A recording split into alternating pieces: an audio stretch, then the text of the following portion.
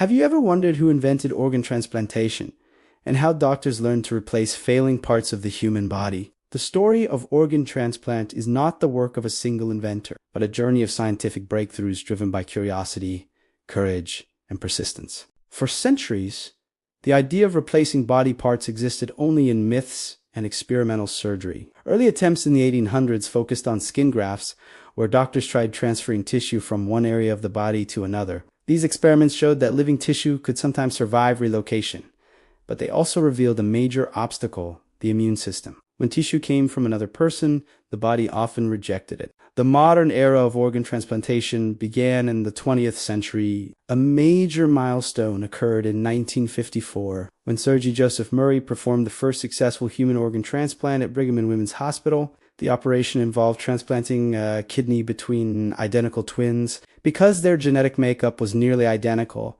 the recipient's immune system did not reject the organ. This proved that organ replacement could work and opened the door for future progress. But transplanting organs between unrelated people required solving the rejection problem. Scientists discovered that the immune system identifies foreign tissue and attacks it. Through decades of research, doctors developed drugs that suppress immune responses, allowing transplanted organs to survive inside recipients. This breakthrough transformed transplantation from rare experiments into routine medical procedures. As surgical techniques advanced, doctors expanded beyond kidneys. In 1967, heart transplant surgery entered history when Christiaan Barnard performed the first successful human heart transplant. This dramatic procedure captured global attention and demonstrated how far medical engineering and physiology had progressed. The science behind organ transplantation relies on several key principles. Surgeons must carefully match donors and recipients based on tissue compatibility and blood type to reduce rejection risk. During surgery,